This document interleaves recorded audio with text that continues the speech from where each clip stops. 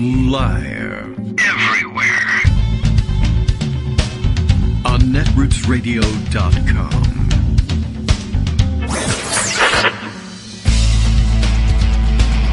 David Waldman. Kagro. In the morning. Now, here's David Waldman. Hey, good morning, everybody. How you doing? It is Wednesday, February 3rd, 2021. Time for another impeachment, I guess we could say. Not quite ready to start the trial just yet, but in anticipation of it, getting ready, trying to catch up on the legal briefings. But guess what? Someone is going to save us the trouble, and I'm glad of that because, of course, I really had no intention of reading the pleadings probably until the day before, which is fine. Just like speeches, sometimes it just doesn't pay to spend the time on that when you know the issues sitting before you. But anyway, you may feel differently. You may want to get briefed on what's in the pleadings of the impeachment trial yet to come. Armando has done the work for us and will come on and share that knowledge and point out what he's found of interest in the pleadings on both sides, where the opportunities exist. Well, where the opportunities exist for one side anyway. I just don't think that the president's pleadings have created any opportunities for him. And if anything, it appears to have undermined any opportunities that he may have had for making a logical argument for escaping anyway. The political argument, of course, remains the same. So in a sense, it's a waste of time. But what better way to waste your time than to do it right here on the Kagro in the Morning program each day? All right, well, we'll got that scheduled for you. Greg Dworkin, meanwhile, has a raft of stories, as usual, ready to go. And I don't know, it seemed like more somehow this morning. But I think maybe, I don't know, it's about the same number. Maybe I think I checked in on the stories as they were coming in, and then that might have reset the number back down to 0 of unseen messages from Greg. And so, I don't know, we'll find out. It feels like there's a lot happening. There ought to be a lot of stories. So, should come as no surprise. We'll see if everything runs smoothly in the first couple minutes of today's show. Already got our first text in the middle of the program from my wife, who's not here to help with production value in the background, either by filling in with notes, such as, let's see, yesterday's note was about the mechanics of the groundhog and the shadow. Although sometimes more substantive notes than that. And then, of course, those of you who wait to start your day until her Coke can opens in the background, you'll be disappointed there. She had to take that on the road and whatever. But she's already texted to remind me not to forget to wake up our son who needs to attend school virtually today. He's supposed to be on at 9:15. I went in there and turned on the light, but that's no guarantee. You know, I woke him up and told him I'm the only one here. Mom can't come and get you. You got to get up. You can't fall back asleep. Turn on the lights.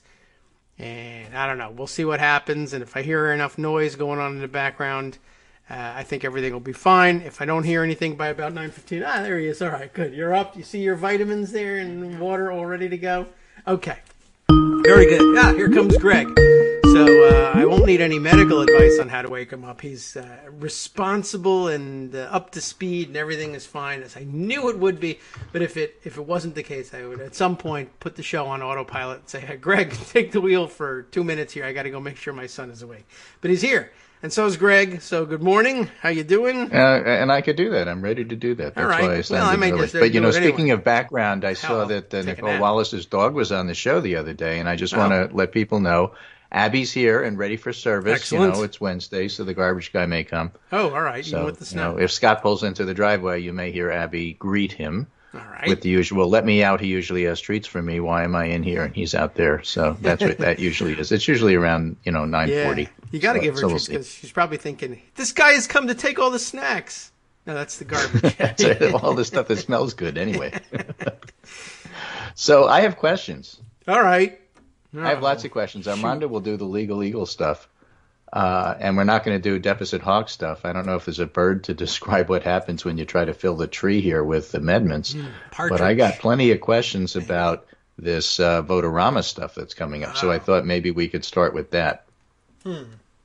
I have questions for you. All right, You know, well, just you have answers, I am and nearby I thought our when you public have would like to know some of this stuff. Whenever you have questions, I'll listen to them. Okay, so good. So here's the thing. All right, let's Yes. start with Yahoo News. All right. YouGov poll out, Who? and it says, here's the headline, more than 2/3 of Americans side with Biden on COVID relief. Siding with And Biden. most support siding with Biden, and most support the rest of his agenda. All right.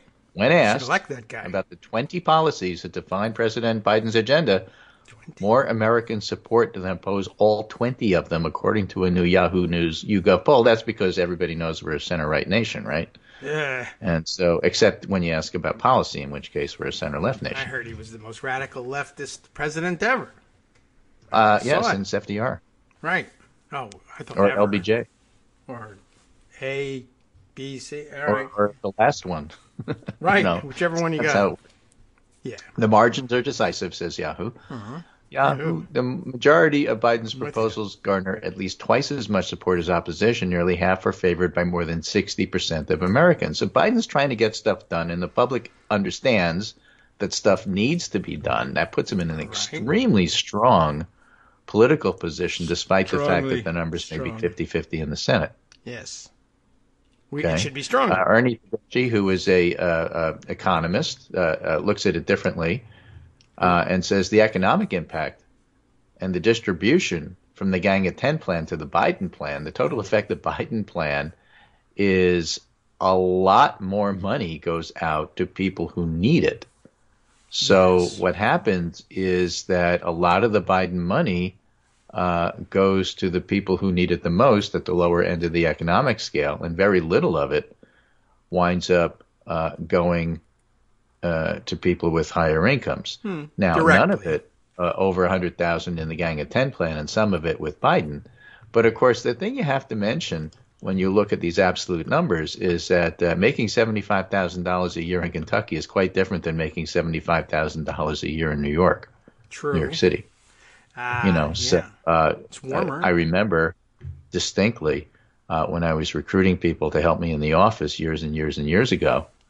And, I'm here in the Danbury, Connecticut area, which is expensive in terms of housing. And I had a doc come up from Kentucky who looked around and said, you have a great office. It's a great situation. I'd love to work with you. Here's the problem. Okay.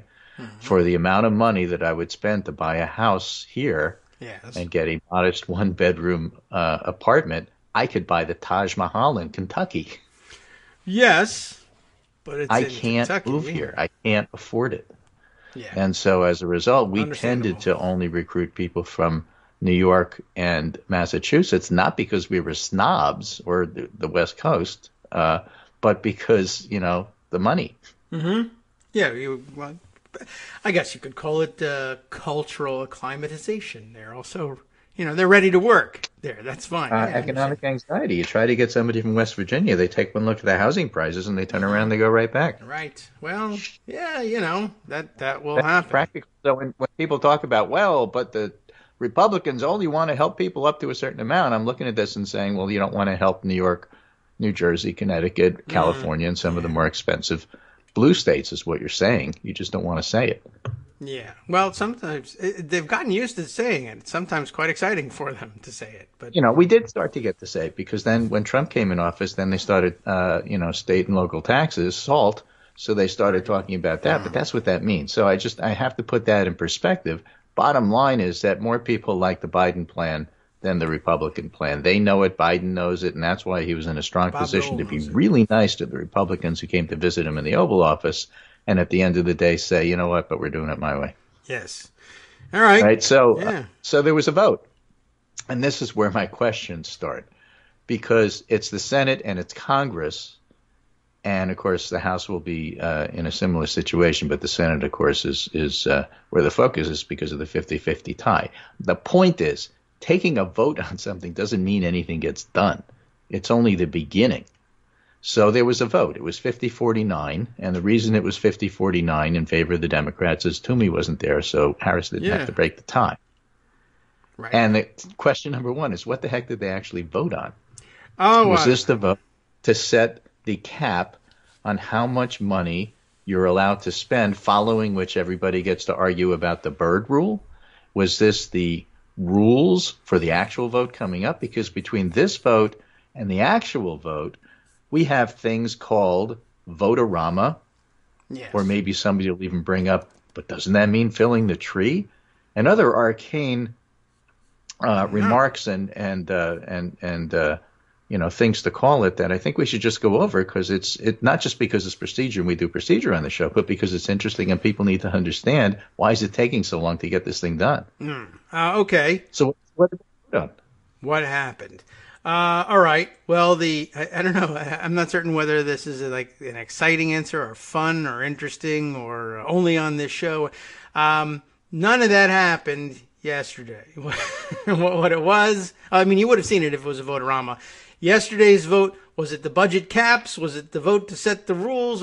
No, none of that. It was the vote on the motion to proceed to doing any of that stuff. So when you summed it up right at the end, first things of are many so slow. things that comes. Right. So all they did is agree that they were going to do stuff.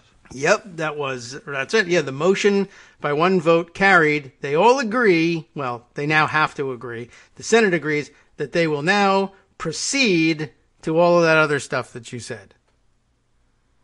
So it's a that test was vote. it. Yeah, it was a procedural vote. Yeah, essentially. We will move forward with debate. So Right. the next thing that happens is that they have to set out a budget blueprint. Yes. I mean, no, they've done that. I'm trying to remember what happened the last time they did this, because this was reconciliation Republican style. Yeah. And okay. something, and then they have, okay, we decided this is how much the budget is going to be. Yeah. And once we decide how much the budget is going to be, the Byrd rule says you can only bring things up to reconciliation if it's within that budget cap. And if things you bring up that are still within the budget cap, nonetheless, don't have anything to do with the budget. This is my vague memory. I can't remember everything. Right. Then the opposition gets to stand up and says, that is not, appropriate. Yeah. I forget the word they use. Right. But they have to deem it appropriate so that it actually is going to fit within the Byrd rules. Yes. And that stuff is still yet to come, in other words, is what you're telling us. Yeah. So what they've done is they've made their motion to proceed, and they've agreed to proceed now. What are they proceeding to? It's, technically speaking, it's named S-Con Res 5, Senate Concurrent Resolution 5. That is the bare bones budget blueprint. Yeah. Broken down by different government functions. How much money will they get to work with in, the next budget for the next fiscal year, and on the Senate side for 10 budget years thereafter as well. It's got a 10-year window, this thing, and they tinker with it again every year. But yeah, so this, if you take a look at the text of S-Con Res 5, you'll be bored to death and it won't make any sense to you. It says such amazing things as in the first section here, that the recommended federal levels of revenues, taxes that we take in, are as follows. And it just plainly states fiscal year 2021. Look at this here. Let's see. This would be $2,303,274,000,000.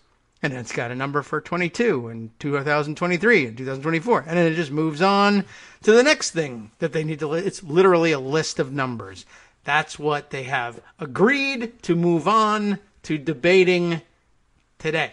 That's. But they also have started to divvy up those numbers. And they've decided which committees are going to get which chunk of that number to play with. So the Senate committees with the largest instructions include Finance with $1.296 trillion, Health, Education, Labor, and Pensions with $305 billion, Banking and Housing, Urban Affairs gets $89 billion, Commerce gets some, Small Business gets some, the Veterans Affairs gets some. So they start splitting it up. And then the committees have to go back within that cap that they've been given and then start to come up with stuff. Right. And where reconciliation is concerned, there are also instructions in there to the same committees. Not all of them, but certain of them saying you also, on top of how much money you're going to have to play with when it comes to authorizing and later the Appropriations Committee in appropriating. Remember, there's like 3 levels to this thing, and it goes on all year long. In addition to all of that, you also have special instructions, usually in reconciliation, about saving money elsewhere, but if necessary, you can give them instructions about how to throw more money out and burn more money. How much of it are you allowed to spend? How much of it should you look to cut? And in what areas? They just get a sort of a general idea of anything under the jurisdiction of your committee can be done to meet these numbers to bring and reconciliation. I know it's a lot to take in, but what reconciliation would be doing is bringing the numbers, the overall numbers projected in the budget we have here, S-Con Res 5, in line with where real spending is out there in the real world, thanks to legislation that has passed previously. So you can tinker with everything that has passed previously, or I would argue in some cases is about to pass. But whatever you do, it's got to meet the numbers in this concurrent resolution and not exceed them. So go to it. Do what you need to do. Concurrent resolution, because the House is doing the same thing today. Yes, even though they're not using the same vehicle, they have House Concurrent Resolution 11 is what's moving on their side. Senate Concurrent Resolution 5 is moving on this side. It seems weird because they both end up having to pass the same one in order for it to, have any effect. But again, this doesn't go to the...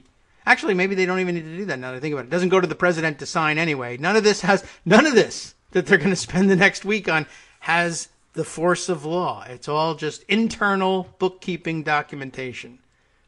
Right. So the two things that struck me as I was looking through this. All right. Number one is that what it essentially said when it was announced is that Chuck Schumer was telling Mitch McConnell and political reporters that I have the votes. Mm-hmm. So we're going to go ahead and proceed with this. And you can argue all you want to about bipartisanship. This is the vehicle that's going to get stuff done. That was the first thing that struck me. Yeah. And in fact, he did have the votes and he had 50. Yeah, he must have known Toomey wasn't there. Right. Now, the second thing was this line. Overall, the reconciliation instructions would direct the committees to write legislation that would increase the deficit over 10 years by no more than $1.889 trillion. That's your $1.9 trillion money there. And so you can't go above that. So if somebody wants to throw in, well, why don't we also do Medicare for all? That's going to break the budget cap, so you can't. Yeah, this one. And this one. So you can do it some other time, but you can't do it here. And then the other thing is that people can argue during the process of trying to get this actually turned into a law for the president to sign that they want to add something that is within the cap, but you still have to have it have something to do with the budget. And so that's where people start talking about, well, you just brought something up, and we, the majority, are not going to allow you to do that because we deem that it's not germane. Yeah. And so that's the word I was looking for. So you're going to see that word germane a lot over the next week or so as this goes through. Yes. Because people are going to wrangle over what they can and can't get in here. At committee level, where you won't see it, because the committees aren't going to be broadcasting. People are going to be too tied up with impeachment. I'm not even sure how much is going to be covered. Yeah. But the committees are now going to actually have a lot of work to do. Yes, and you will be able to see it even if C-SPAN is busy, C-SPAN 2 is busy with impeachment. The committees, if they're working during the impeachment, and sometimes they don't, but if they are, whenever they sit, they do stream, so you'll be able to watch. I don't know if you'll be able to understand it. I don't know if I would. It'd be any help to you in that, but it'll be there. You can see it. If they work, it's there for you to see. So then, while they're doing their work, then they'll come back to the Senate, in this case that we're talking about. Right. And then they'll have, okay, this is what we did. My committee came up with this committee came up with that, right. The other committee came up with something else. Then you have to put all that together into a second vehicle, and that's where people start talking about amending it, and that's where the Votorama comes in? Is that how it works? Votorama will happen on the budget itself, and I believe that to some extent it can happen on the reconciliation bill, but it's a lot harder since the numbers have to remain firm. But reconciliation bill being the final vehicle here. So it can actually happen twice. Yeah, there are two things that go on. There's the budget resolution has to pass first, and that has a vote-a-rama associated with it. And then after the budget resolution is passed, then the real reconciliation process can begin. That will be rolled up into a different bill entirely, and that too can sometimes have a vote-a-rama attached to it. It's time limited and usually held open for amendments, but amendments are a lot tougher to get through since, the whole point of reconciliation is not busting any of the limits you've left for yourself, and not monkeying too much with what's been included from the committees, because anytime you push a lever here, it pushes something out of alignment over there.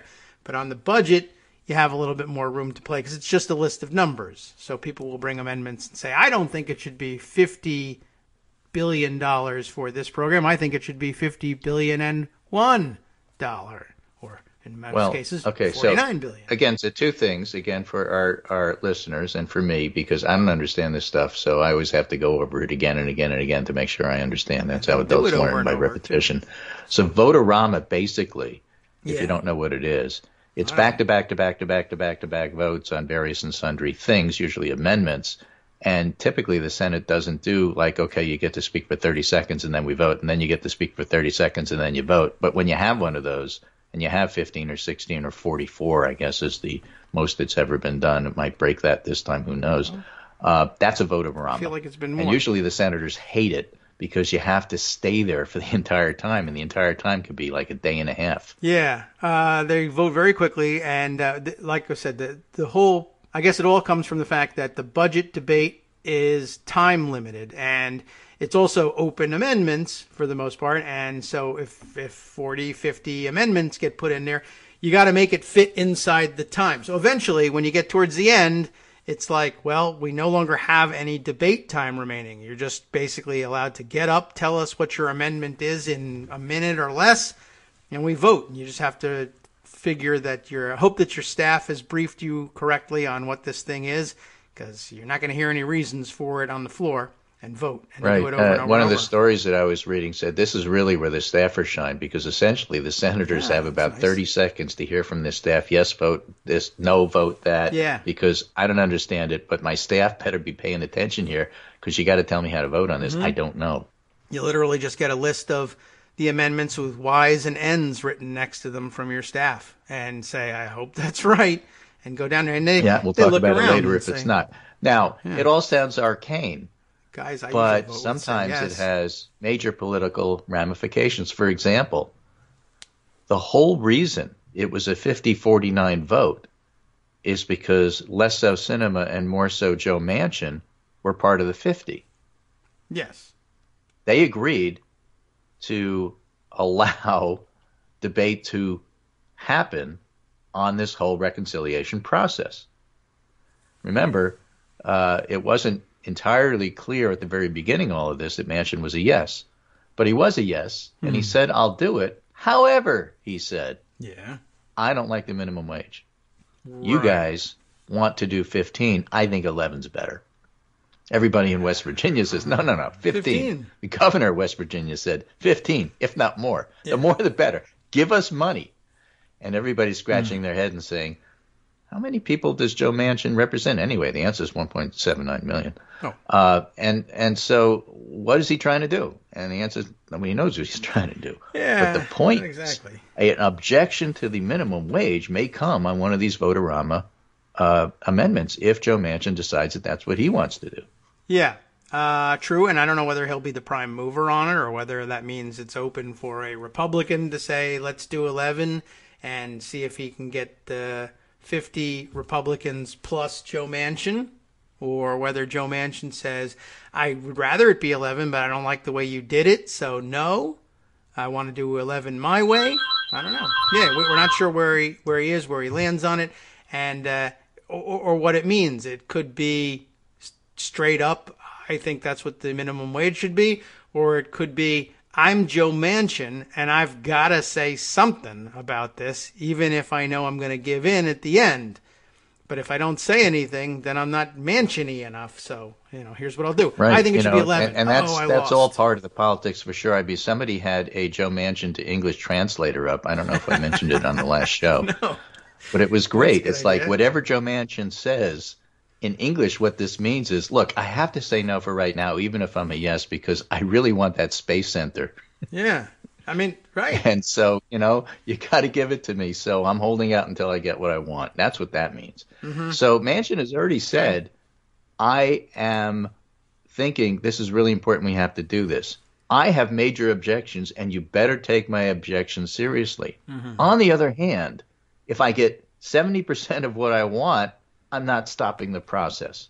Right. That's what he said. And you know what? This is one of those situations where you can simply take him at his word, because that's what he means. Yeah, and then you fight about whether 70 is a hard number. Yeah, and whether it's within the cap, Right, okay. 70% or of whether, which one? or whether we deem 68? that that's a germane number, or whether we should change it, So a lot of it is arcane, but the politics are pretty simple. The Democrats have the vote. Schumer saw that. He decided to do it this way. It means that Biden, who's perfectly okay with this, can be as nice as he needs to be to Republicans without having any consequences in terms of passing what the Democrats want to pass, so long as they have those 50 votes. That's what we're seeing. And because of that, and because that's what the politics are, it does make Manchin front and center about, you better listen to me, even though in the end I may vote the way you want, because I usually do, in fact. But it also means that all of the objections, especially on the left of our party, that you're going to fold, this is Lucy in the football, you're all going to, they ran rings. None of that is true. We're actually getting done what we want to get done, and it's actually a very exciting time, even though the arcane parts of it are mind-spinning. Yeah, well, it's actually moving quite quickly, given what could be getting in our way. We'll have to talk about that in our next segment as we return. Hi, it's me, David Waldman, your host for Kagro in the Morning. I have good news to report. Many more listeners like you are making critical contributions that keep our show on the air. Makes good sense, of course, and patreon.com, patreon.com, makes it simple. Now you can make easy, secure, recurring monthly contributions to support our show. Patreon.com/KagroX gets you straight to our donation page. Maybe you'd like to thank us for helping keep you sane during the Trump era. Maybe you're looking forward to in-depth explanations of what's going on in the Biden administration. Whatever it is that keeps you listening, we need your help to keep bringing it to you. And hey, if you happen to prefer using PayPal or even the Square Cash app, we're up and running with those options too. Thanks again, everyone, for all of your support. We literally could not do this without you.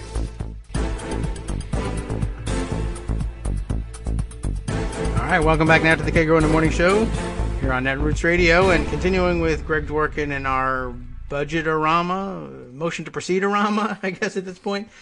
Yes, all right. Well, I'm glad to know that we're gaining some understanding. And I know all this goes away. It's like cramming for any test. It'll get you through the week. And then when it comes again next year, you say, oh, I sort of remember. I can't remember this stuff. I'm tuning in Kagro in the Morning so David can explain this stuff again. But it's important because this is what's happening now. It's going to consume a lot of their time. Yeah. And it's also a lot of the why is Joe Manchin important news. This is why. Now we have some breaking stuff here. Mike DeBonis is pointing out that per two Senate aides, Schumer and McConnell have finally reached a deal on organizing resolution, meaning the Democrats will finally get gavels 2 weeks after securing the Senate majority. And Schumer's about to announce that on the floor, and that means that Merrick Garland finally can go ahead and get his nomination discussed. Yes.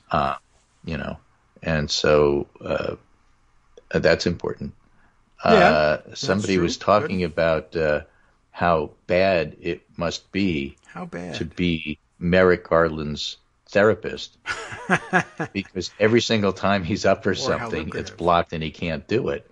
And the response on Twitter, of course, is that's ridiculous. He doesn't have a therapist. Merrick Garland can't get an appointment for anything. That could be. Right.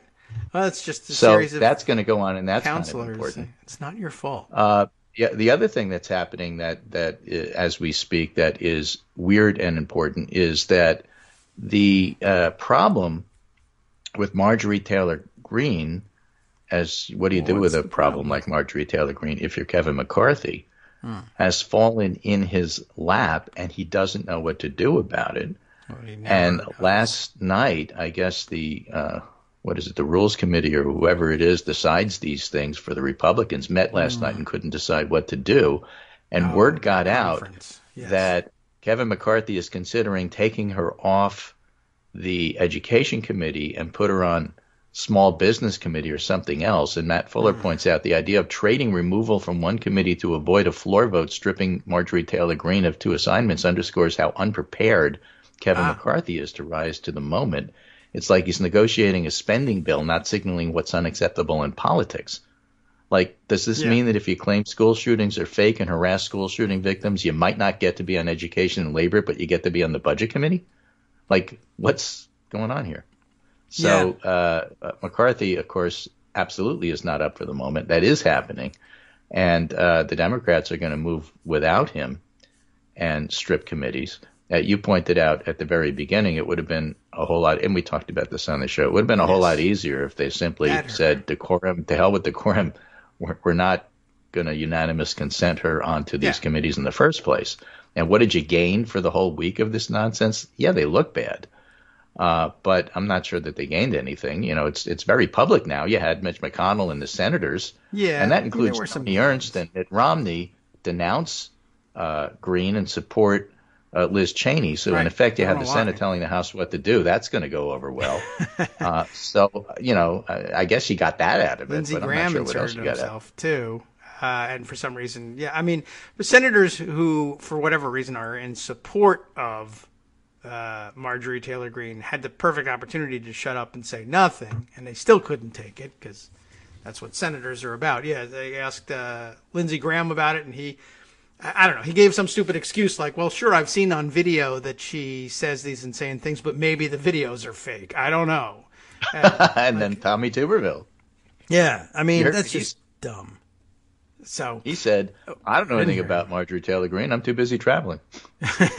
All right. Well, again, that's the proper answer. To look at the news. I've been moving from place to place. What's going on? Yeah, I don't know anything about this. But that's literally what they could have or should have said. Look, I'm in the Senate. You don't ask me about discipline in the House. So that would be inappropriate for me to comment on. I have my thoughts as a citizen, but I'm not even from Georgia. You know, go ask a senator from Georgia if you really want. See, but that would be the normal thing. It's just that she's a Nazi. And so Nazi views, anti-Semitic, white supremacist views, as embodied in her, are so important to this moment that the senators can't not say anything. And you can't ignore it. And McCarthy can't ignore it. And the public can't ignore it. And so, you know, you have this moment where what's happening is the Republican Party is revealed as truly the white supremacist sedition party, represented by her, as her, and they simply don't know what to do about it because it's them. Yeah. What do you do about ourselves? And they're flummoxed. They just don't know what to do. McCarthy has never known what to do. He's really just the most ridiculous figure that they've had in their leadership at the top of the leadership in a long time. They've had some clowns, but they've all had some sense of where their conference was and what to do about it. And McCarthy is just, I don't know, he was put there at some point, probably for the hairdo, and then he just kept rising because speakers and majority leaders kept getting knocked out of his way by scandal or election losses or whatever. And then suddenly they were like, oh, well, I guess this guy is at the top now. And he's got no clue what to do. No skills, certainly no legislative skills, no people skills. He's just as close to an empty suit as they've had at the top of Republican leadership. And he's never risen to a moment yet. And because he won't this time either. It's really kind of pathetic. There was an Economist YouGov poll that came out that asked about what do you think about Marjorie Taylor Greene. Mm-hmm. And it's interesting in the following sense. The total, very favorable 7%, somewhat favorable 8%, somewhat unfavorable 9%, very unfavorable 31%, Yeah. don't know 46%. Ah, all right. And Well, you'd that's an say to opportunity. yourself, okay, well, maybe that just, reflects the fact that, she's a backbencher and a newcomer and a rookie and this, that, and everything else. No, that's not what it means at all. How do we know this? Look at the party ID. Democrats have 53% very unfavorable. Republicans have 54% don't know. 54. Republicans know who she is. They don't like her, but they don't want to say so. And so they are doing the risk avoidance thing of saying, I don't know, I never heard of this. They're doing the Tommy Tuberville thing. Yeah, the rest of the senators should have done that. I don't know whether that's believable from Lindsey Graham, but he should have said it anyway. Yeah, I mean, not everybody can pretend now to be as dumb as Tommy Tuberville. Tommy Tuberville can, because he is as dumb as Tommy Tuberville. But the rest of them should have, I don't know. I'm looking at my phone. I have my laundry's, whatever their usual excuses are. That's where you pull your phone out and you pretend to talk about it and you run past the reporter. Yeah. But the senators decided, based on Mitch McConnell's lead, because he said it first, the senators decided that they wanted to defend Liz Cheney and they wanted to attack Marjorie Taylor Greene. So the Senate truly is having a different view of where their future is than the House. The House is afraid to say anything because this is their voters. The Senate absolutely wants to say something because they figure statewide they're in a better position to be reasonable than the House members are. That has nothing to do with how they're going to vote on impeachment, a completely different issue. But they are being a little bit more reasonable than the House for whatever that's worth. And so, the natural effect, I think, of all of this is if you don't know what to do, say you don't know or retire. Yeah, well, that would be... And that's how we got the, people on the Republican Party retiring. Yeah. Well, true. But it's a big deal. Not gone yet. In effect, the Marjorie Taylor Greene problem writ large is forcing people out of the party. Awesome. As it should. I mean, there are going to be a lot of people who will want to leave as a result. And a lot of people outside of elected office, certainly, who say, anyway, that it's their reason for leaving the party or one of several. Yeah, I don't know. So, they have this ultimatum. They say they're going to vote on it. I'm surprised that they're willing to move ahead with a Democratic sponsored and supported resolution on this. And it really was an ultimatum. Essentially, Pelosi said to McCarthy, you do something or we'll do something. Yeah, and they can do that by majority vote. I mean, just as all of it could have been. Which is, I thought that their hesitation to do it was what prevented them from objecting on Thursday. I think it was part that and part we're still trying to decide what to do. And, oh, yeah, that's right. We can. Oh, I wish I'd have thought of that. I mean, I think that was but there may well be an element of it's your job to clean up your own house. You do it, and if you don't do it, we'll do it, which is exactly what the ultimatum is. And so I don't have a problem with that. No, at least that part of it. No, it should have been done earlier. But given that this is the mess now, it's perfectly reasonable to say you got 2 days to fix it. If you don't, we will. Yeah, this is one of those situations where if it occurs to you, hey, I can actually short circuit this and make this work right now. That the leadership would say, I'm asking you not to do that because I think next week we're going to put it on them. And if you're, and then it's a question of, all right, do I be a good soldier here and follow the plan? Or do I say, I know better than you and I'm going to jump out in front of you? And they'll resent that and punish you for it later. But you could be a superstar too. So I don't know if I put this in my list. I had some other stuff that maybe we were going to talk about, but I would much rather impeachment come from you and Armando than me, who doesn't know that much about it. I will say this about impeachment, though. All right. Noah Schachman tweeted this. Even Alan Dershowitz is refusing to represent Trump on impeachment. It would be morally wrong for me to present that argument. I'm not criticizing lawyers who would present these arguments, but I don't believe the election was stolen. And Nicholas Grossman retweeted that and said, scientists are shocked to discover Alan Dershowitz actually has a line. Ah, well, there you go. It's important to discover. Dershowitz won't do it. I guess he's not getting paid, that's for sure. We already found out he's not paying his lawyers even Well, once he's perhaps promised. that's what this is all about. That could be it. And I mean, I'm it's all a for good position to principle, take. but if you're not going to pay me, who do you think I am? Rudy Giuliani? Come Yeah, on. right. There's also that, and so I'm happy to reject the case for that reason. And he has a good sounding public reason. I don't actually believe that to be the case, and that's good because it's the sort of thing that gets you, shunted aside and put in the kook category now. And he's already The first kind of five there, but Trump lawyers all dropped off because they didn't believe it either. So they they want to found become somebody who does infamous. believe it. Right. Okay. Right. So the Republican Party tries to figure out the path forward, writes Philip Bump in the Washington Post. Okay. And the problem is that when it came to January 6th, that's what the Republican base wanted.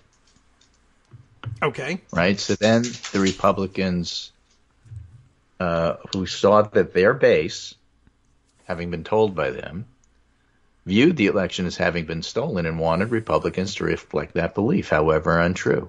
And GOP members of Congress followed along. And they did so hours after the violent assault. And what Philip Bump writes is, this is the heart of the problem for the GOP at the moment. It's not just that the party is riddled with people who accept wild conspiracy theories as true, like Marjorie Taylor Greene, or even that most of the party's base believes false claims about voter fraud. It's that much of the base has, for very comprehensible reasons, embraced the idea that they're better served by fending for themselves than organizing under the umbrella of the insert Republican Party. Mm.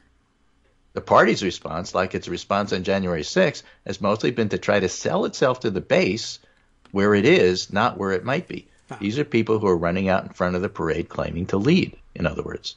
Yes.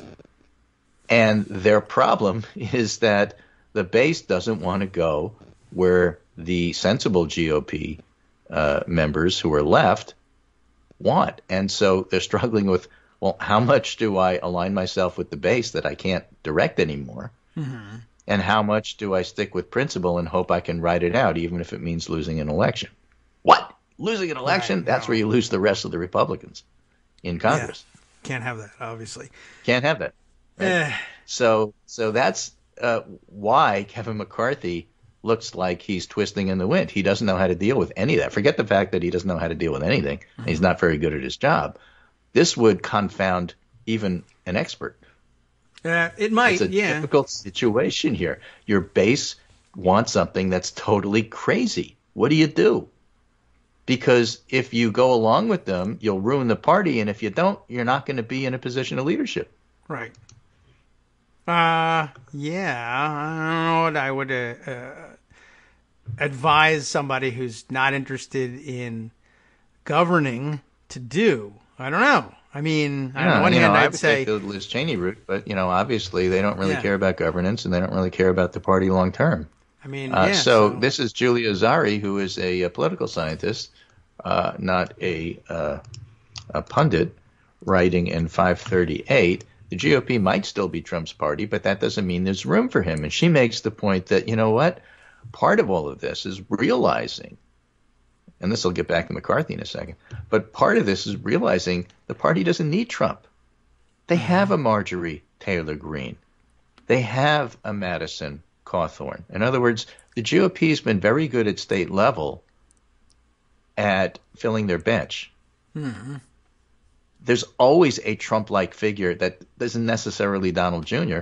or family.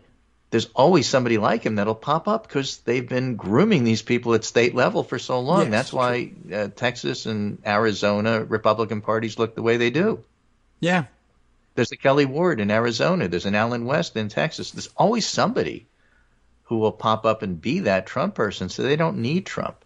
And if they don't need Trump, they certainly don't need Kevin McCarthy. Right. Yes. So what does McCarthy do? How does he make himself relevant? To McConnell, he could step back and say, I'm an institutionalist and this is long-term, yada, yada. McCarthy can't do that. He's too shallow. He's like, he's got the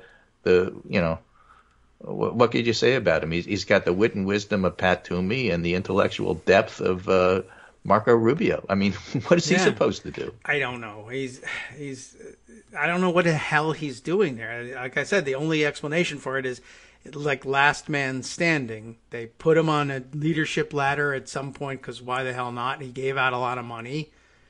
And now they're like, oh, what are we going to do? We don't have anybody with any ideas or intellectual firepower or charisma or any support really that runs beyond he once gave me some money and either can't give me money anymore or I'm not allowed to take it anymore because he's too much of a milquetoast and the rest of the party hates him. I don't know. He's left himself, I don't know what to say about the guy. He never has had. I keep going back to right in the middle of the last major critical juncture for the Republican Party when they realized in 2016, Trump really actually is kind of enthralled to Vladimir Putin, and we're going to end up having to deal with that. But in the meantime, we might win the election, and deciding to go along with it for those reasons, they're having a serious discussion of world geopolitics, and he misses the point entirely. He becomes infamous for saying, I think Putin pays Trump, which really wasn't even called for as a statement in the discussion they were having. What was really weird is that, I mean, if anything, it betrays the fact that he doesn't know the difference between Russia and Ukraine, for one thing. No one was talking about Russia or Putin in that whole thing, except for how Putin was being terrible to Ukraine, but he made it about something completely different. And then, so I guess his biggest, most famous moment was accidentally saying out loud not only what people were trying to keep quiet, but people were trying to keep quiet in a totally different conversation. Like, I don't know what to tell you. He's just sitting around the dinner table and goes, I robbed that bank. Oh, why did I say that? Someone asked me to pass the potatoes, and I said I robbed the bank. I'm so dumb. Julia Vazzari finishes her column. That had nothing to do with anything either. With this observation here. After the Capitol insurrection on January 6th, it seemed like some establishment GOP leaders are ready to make a break from the 45th president, but it's telling that mainstream Republicans are still mostly reluctant to publicly criticize Trump, just like those Republican voters in the YouGov poll were reluctant to criticize Marjorie Taylor Greene. They'd rather say, I don't know, I never heard of her. Or his actions leading up to that day. It may also be indicative of how the ideas Trump represents took hold before he was elected. His presidency gave new power to the anti-establishment wing, even though the former president didn't create the faction. Right now, the GOP looks much more like Trump's party than a moderate or establishment GOP alternative, but it's up to other politicians, not Trump, to determine exactly what that means. That's her conclusion. And part of it is based on a simple fact that we toss around all the time on our side of the aisle, but still actually is true. Okay?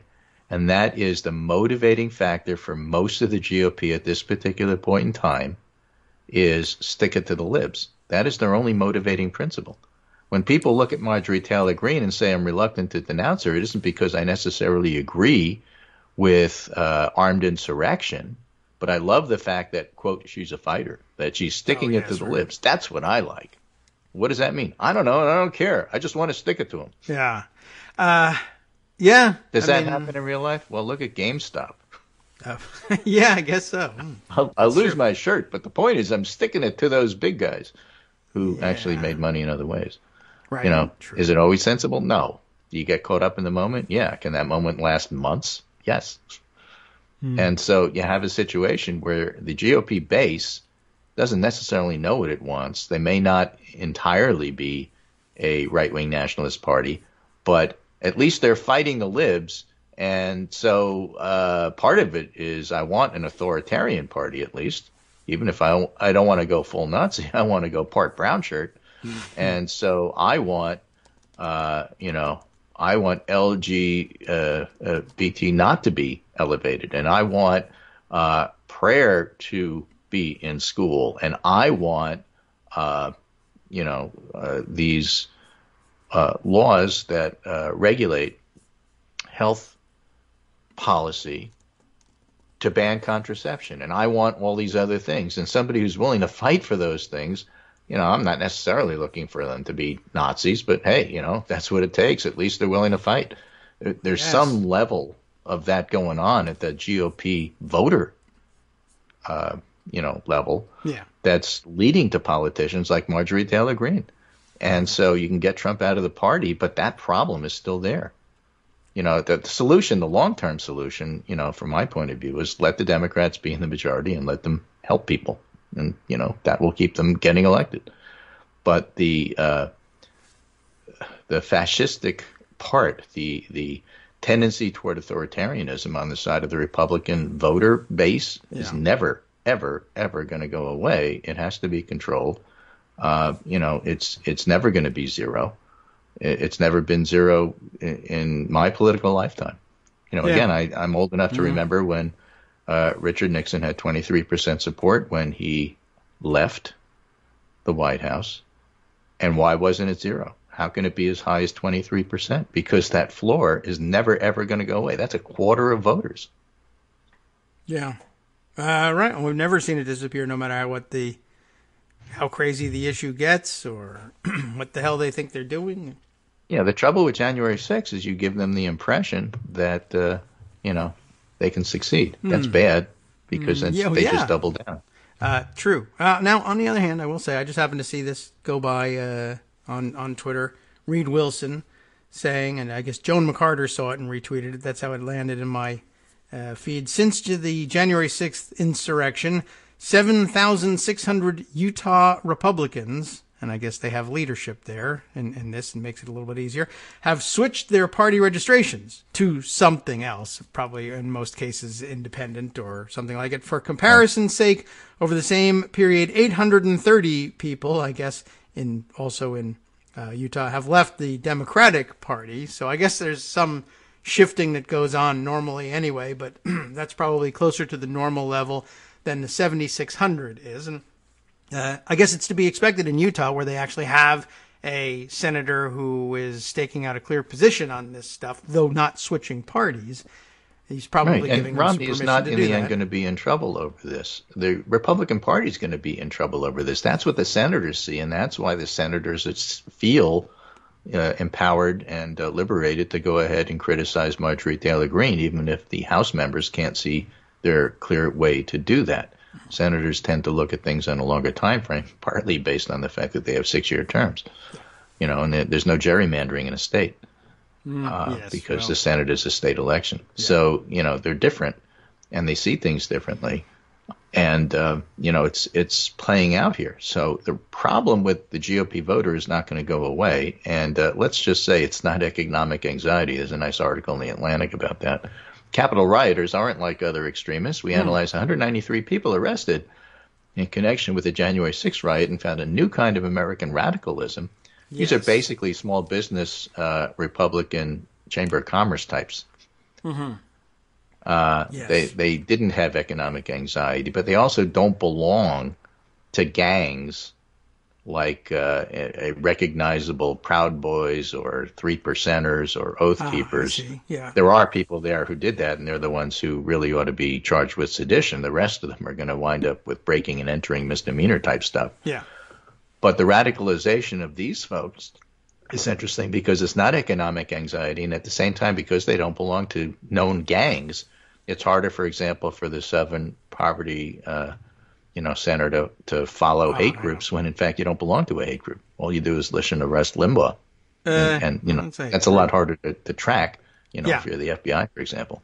True. So, the aggravating factors are a little bit different. It is interesting. I wonder to what extent that was a foregone conclusion given their methodology. The people who are being arrested are the people who left enough breadcrumbs to get arrested. The people who did that are active on social media. The people who have got the time and energy to devote to leaving behind and the means social media, right? Social media thing to leave their job, take That's that private jet, and go over to the Capitol and protest. Yeah. Again, not only to be there, but to spend the time like leaving that trail of breadcrumbs and having a YouTube channel full of crazy talk that makes it easier to charge somebody. Those are people who aren't suffering a great deal of economic anxiety. There's going to be they set themselves up for this arrest. It was foolish and stupid. But I'm glad that they did that. The people who are in gangs do it because they're looking for notoriety for their gangs. These people didn't realize what they were doing, but it's not my problem. I'm going to arrest you nonetheless. Right. Still a warning. Some of the standard methods of countering violent extremism, such as promoting employment, waiting patiently for participants to mellow with age, probably won't mollify middle-aged, middle-class insurrectionists. And simply targeting better established far-right organizations won't prevent people like the Capitol rioters from trying to exercise power by force. Mm. And so that's where Twitter and Facebook, come into the mix here, and why they're under the microscope. And probably a lot more to be said about that. And here we are at the end of the hour. Who knew? Yeah, you're right. Look at that. Wow. I'm always surprised by this. Almost as surprised as finding out about the Jewish space laser, but not quite. It'll take your eye out if you're not careful.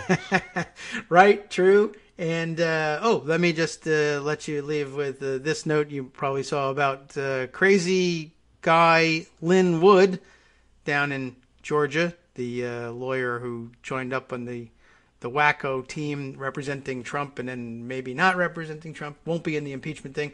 But as you know, filing umpteen lawsuits targeting what he saw as illegal voting and other voter fraud situations under investigation in Georgia for his own illegal vote and voting fraud, at least allegedly. Apparently, he had at some point earlier declared South Carolina as his domicile, and they're just not sure that he was entitled to a ballot in Georgia after all.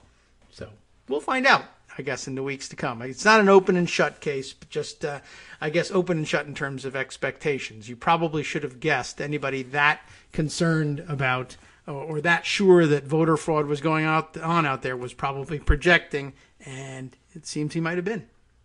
So well, we'll end with good news. This is Chuck Schumer. I am happy to report that the leadership of both parties have finalized the organizing resolution. The Senate will pass the resolution today, which means the committees can promptly sit up and get to work with Democrats holding the gavels, and Merrick Garland can finally get his appointment.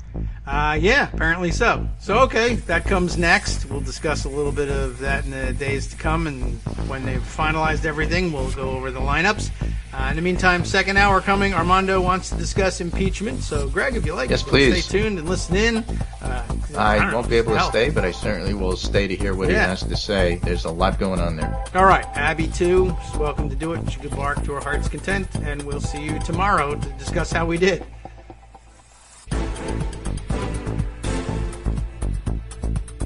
All right, welcome back now to the Kagro in the Morning Show here on Netroots Radio. Where do we stand? Well, the breaking news is that Randy Rainbow has taken on Marjorie Taylor Greene, so we'll have to wait and see what that's about. I'm sure there's some mention of the Jewish space laser in there, but I can't spend all that time now going over all of this. Doors open for Armando. No rush just yet, but of course, if you're ready, we're ready to take you on. Let me pass on this. Well, you know what? I better just make sure I've got permission to pass this on. I got a hot tip from our good friend Travis from over at Irreverent Testimony, who had some inside baseball on Marjorie Taylor Greene and just how crazy she was. And he passed it on in a way that it intimated that perhaps that was shareable, but I better double check just in case. And her crazy isn't going away anytime soon, and they won't settle what to do with her anytime soon, so it will stay relevant, and we'll continue to be able to bring you that sometime in the future. Now, Armando is all set, and let's see, have you got the audio playing in the background there somewhere? Armando, you need to... No, I don't, but I actually think I have a bad connection, so I think I'm going to call you right back and see if I can get a better one. Yeah, all right, why don't we try that? We might as well hear clearly what's going on. Give me a try again. There was wasn't the best connection I've ever heard, so we'll just listen for the ringy-dingy noise again and try all over again.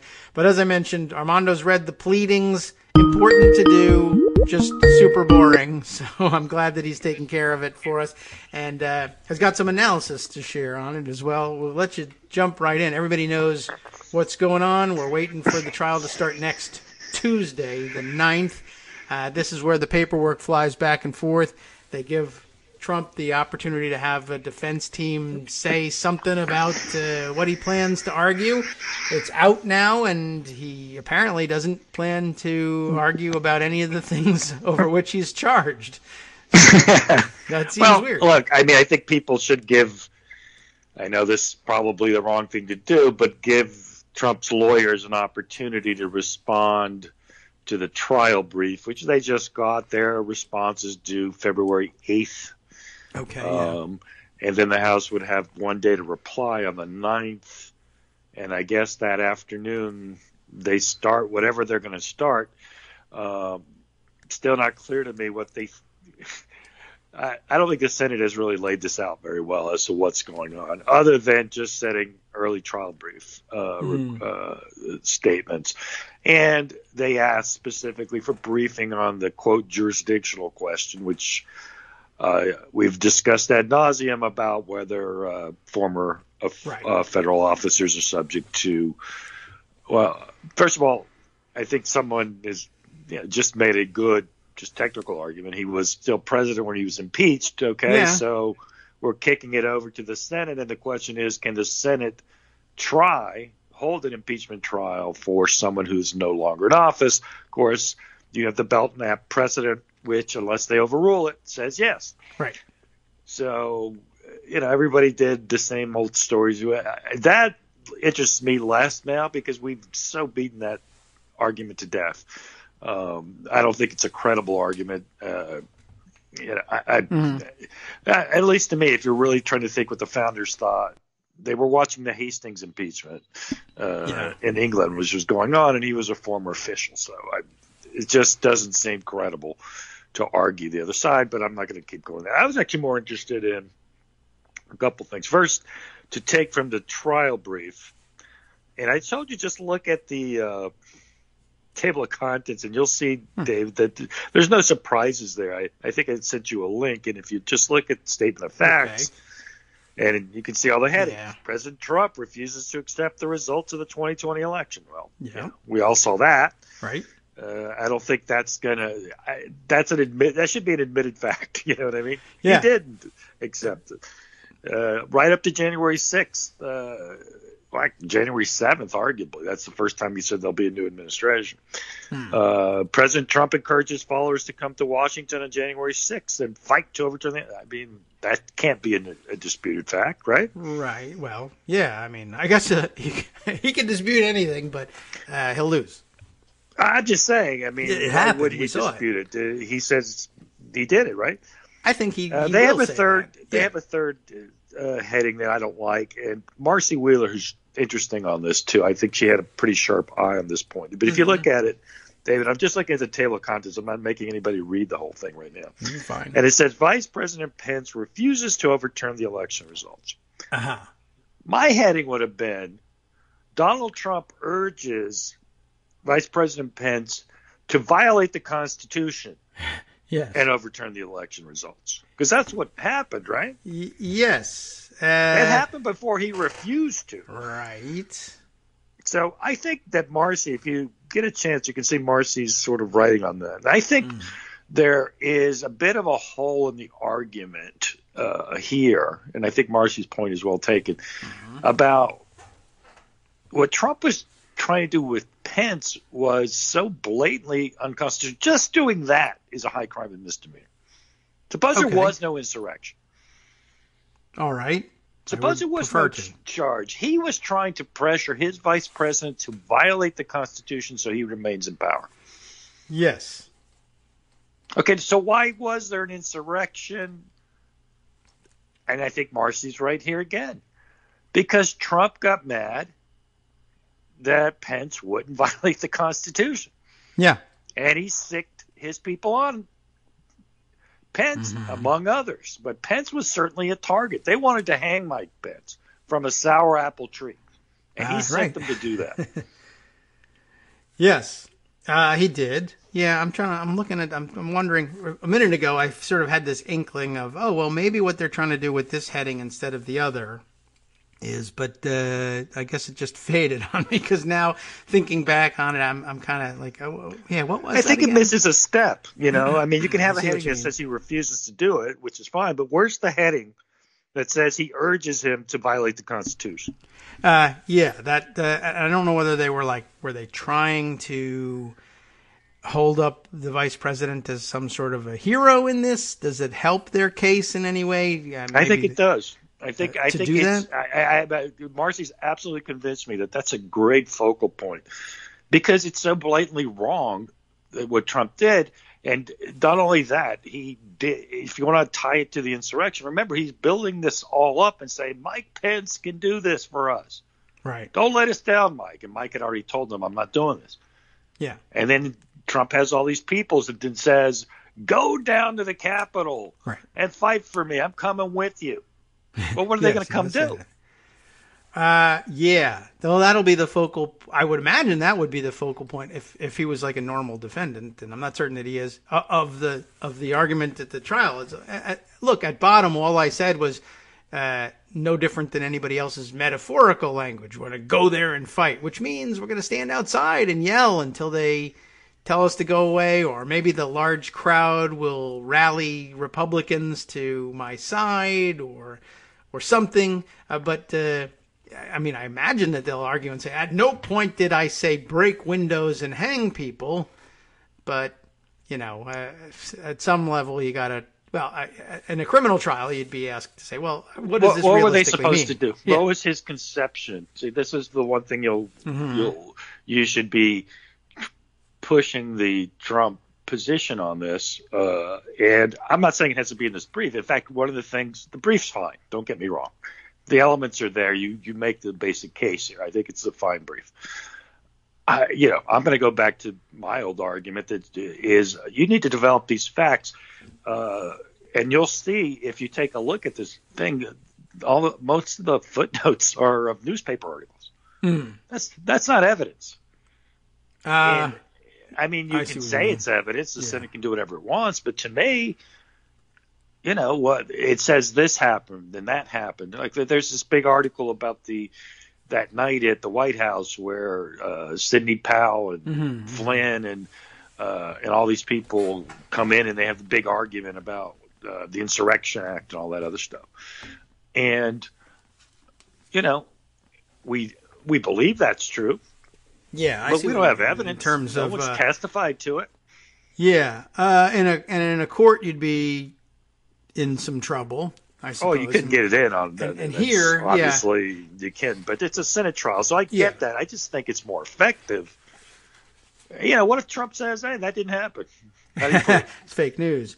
Yeah, I guess that's a possibility. I'll offer something up just by way of I don't know, coming to understand the way impeachment works and has been viewed historically in the U.S. Congress, which, you know, I mean, to a lawyer's eye, a courtroom practitioner's eye, doesn't really help, you know, get you past the fact that these are just newspaper articles. But I think they're all true. I just think that if you have a committee to take evidence, yes, that would help too.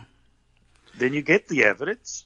Look, right. I mean, I'll say, how do I get these people court hearings? Who's got a court case for denying a subpoena now?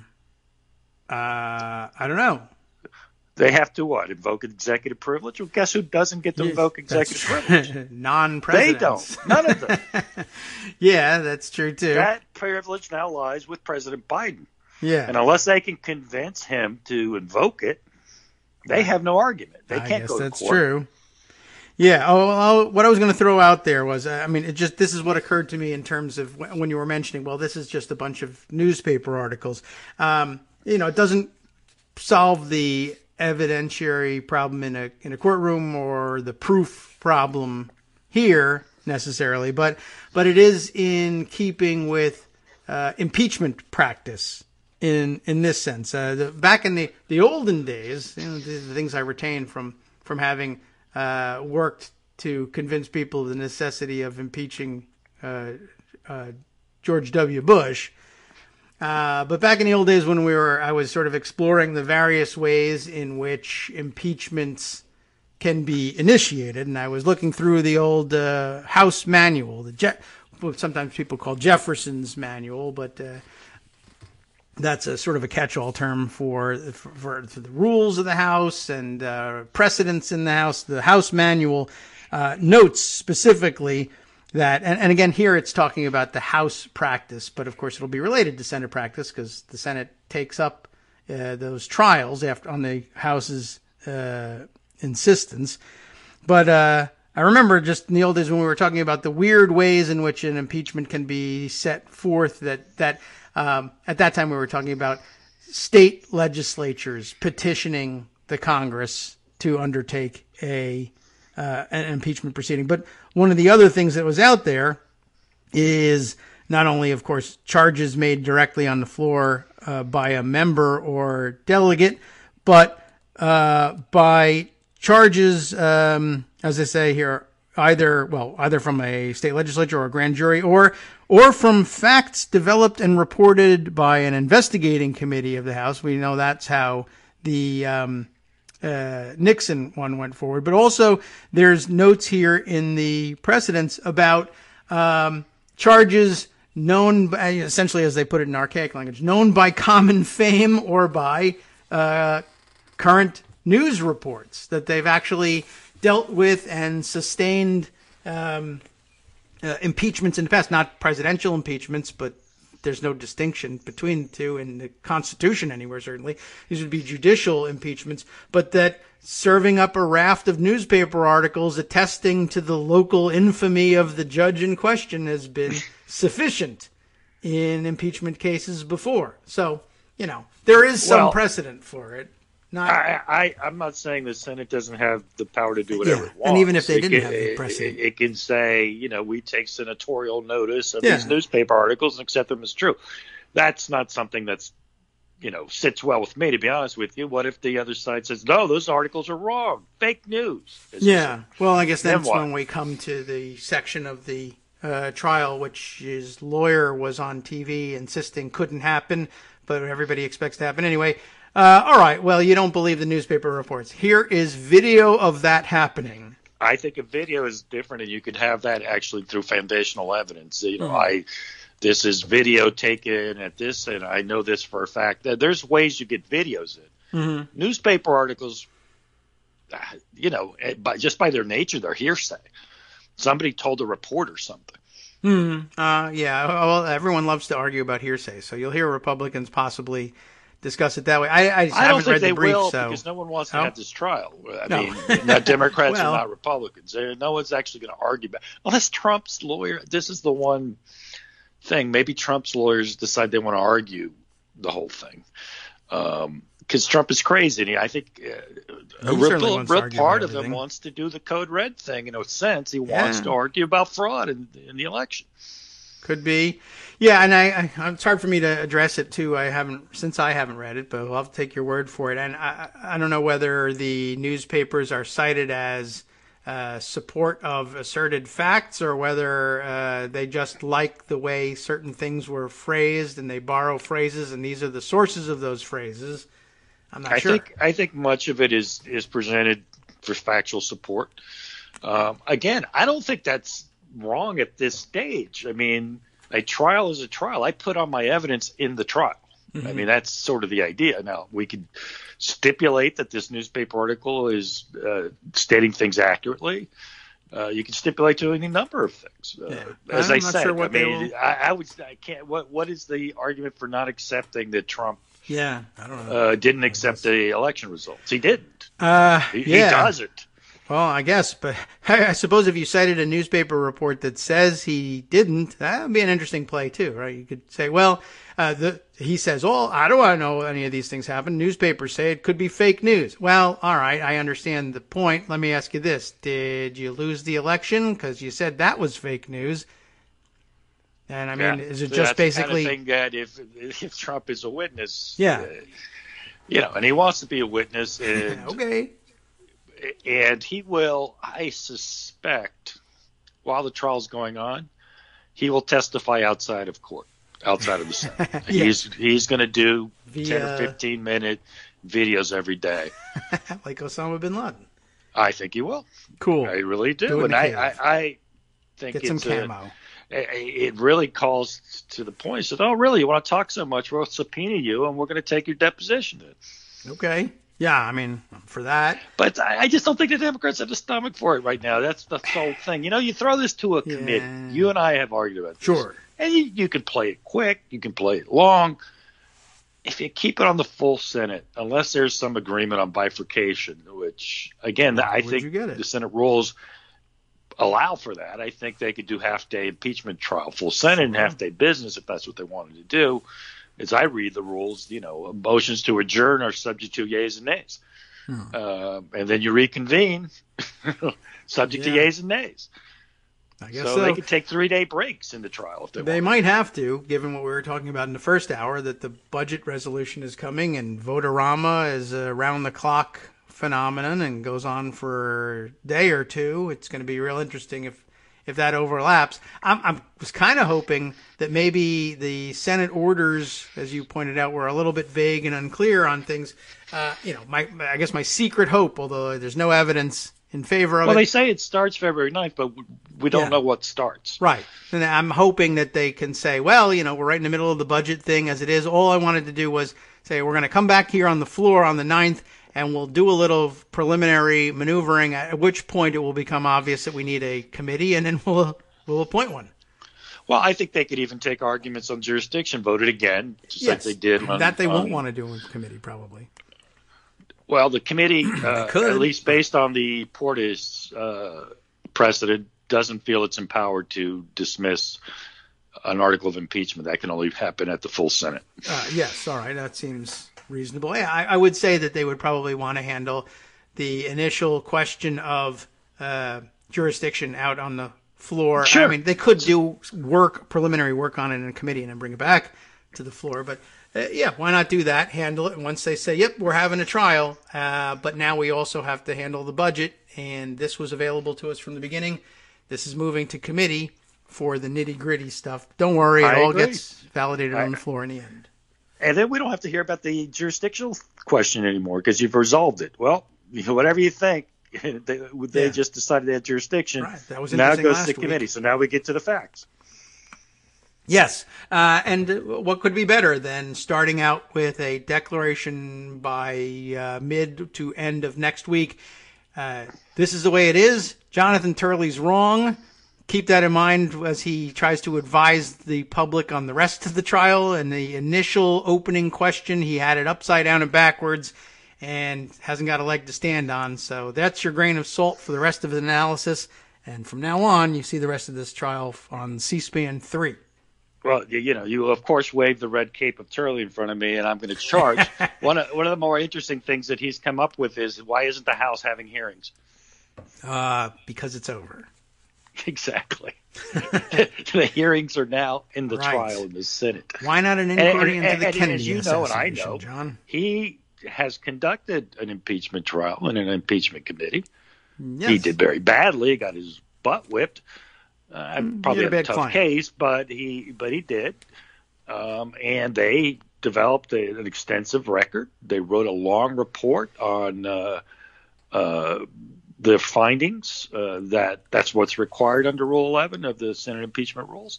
It was submitted to the full Senate with those backgrounds, and then people argued for a couple days about the facts and what they meant and whether it was a high crime or misdemeanor, et cetera, et cetera. But there was a full record. Yep. Of course, no one watched the Judge Porteous impeachment committee hearings because nobody cared. Right, and they didn't have streaming video. Right. There's no streaming video. There was no CNN or they didn't care. And I don't blame them for not caring. It was just some district judge who was clearly a crook, and and he had money to burn, or he was trying to save a pension. I forgot why he would do it, but he did it. Mm-hmm. But here, every cable news station will be covering those impeachment committee hearings. Yeah. So the entire country will have the benefit of seeing with their own two eyes the evidence that is gathered. Yes. So then when you have the argument in the full Senate, everyone will know the full record. It's going to be, basically watching the summations of the O.J. Simpson trial, but having been able to see the 9-month trial or whatever it was, right. We can't have a 3-day trial for this. Unbelievable. I know we're running into the clock, and I don't want to waste much more time on this, but I think all the arguments are familiar. They're laid out. as I see it, I would put a little more emphasis on Pence, but also, and it's mentioned in passing in the beginning of the introduction, because there's just no evidence developed. What did Trump? I've talked about this. What did Trump do from 2 to 9? Now, on January 6th. So in the introduction of the brief, and let me see if I can find the exact page for you. Okay. And I think it starts on page. Oops, I can't find it. Page 2 or 3, but I can't find it. But let's. All right. You know what I'm talking about, which is he sent out the tweet about, good fight, guys, but you can go home now. You're patriots, and always remember this day. How you stormed the Capitol, I guess. And then he said, before that, he said Mike Pence let us down, which was the previous one. And then he said that, and then finally he did the third one, which was also terrible. But we also know, because Mike Lee told us, because he called the wrong guy, right, that Rudy and Trump were calling senators, asking them to delay the certification of the vote, or the counting of the vote, which is more accurately. The House brief gets it right, by the way. It calls it the counting of the vote, not that's good. Certification. And, we know verbatim what Rudy said, because we know it in a newspaper article, but it's quoting Mike Lee saying this is what was left on my voicemail. So I think that's probably admissible evidence, unless Mike Lee wants to testify and deny it, which I assume he doesn't. What Trump said, one would think, would be similar, because Rudy was his lawyer, his agent. So he was urging that the counting of the electoral votes be delayed as much as possible. Literally, Rudy said, object to 10 states. Remember, even in the wildest imaginings of these people, there were 10. But they thought they needed to eject. I mean, there were 6 states at issue. Not really, but pretend at issue. And they said, well, that's not going to delay it enough. We need 10. Okay. And they wanted Tuberville to go along with them. Of course, they had Hawley on 2 of them. And Hawley and Cruz. Cruz did Arizona, and then obviously all hell broke loose. And then Hawley, despite everyone telling him not to, did Pennsylvania. Right. And, someday we'll talk about Hawley and how ridiculous his argument was, because it, contrary to the entire theory of the state legislature doing whatever it wants. Right. But that's another day. But for what's here, I think you need to find out, and you need to call witnesses, and you need to subpoena documents and emails, and it'll take a few weeks. I don't know what legal argument anybody's going to be able to raise. None of this stuff belongs to them, unless they were doing it from Trump campaign stuff. But even then, what's the objection that you can make in the subpoena? To a subpoena of those documents. I don't know who funded this stuff, what was said. There's so much. Yeah, it would really be a requires shame not to develop it. Right. And again, I'm just a bit dismayed that no one thinks that an impeachment committee to gather this information is the right way to go. Or at least no one so far, on. except random people like you, me. I got Greg Sargent interested in it. Rick Hossens agreed. John Dean, of course, did it as well. Well, Greg's a good vehicle for this. But that's a fairly motley crew. We need someone like Sheldon Whitehouse or. Well, yes, that would be most helpful. But I mean, maybe Greg is something of a conduit to Whitehouse. He just occupies that space. But yeah, it's something that they really should. It occurred to me they should be emphasizing now that they're out front and loud about having learned the lessons of previous years and political mistakes, like the mistakes of 2009, waiting too long to try and find some Republican support in hopes of making things bipartisan back then. And they now say, we realize that's a fruitless pursuit. One of a similar thing that I think is a lesson that they've also learned in pursuing the larger COVID relief bill rather than paring it down is that even if Republicans promise you that there will be an opportunity for a second bite at the apple, don't believe it.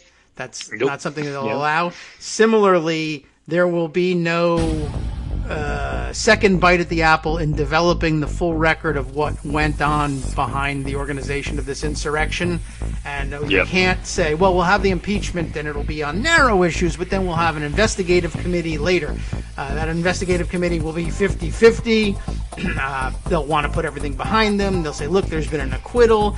This is your only chance to develop the record, and it's such a rich record. It would be incredibly stupid to give up the opportunity to develop it.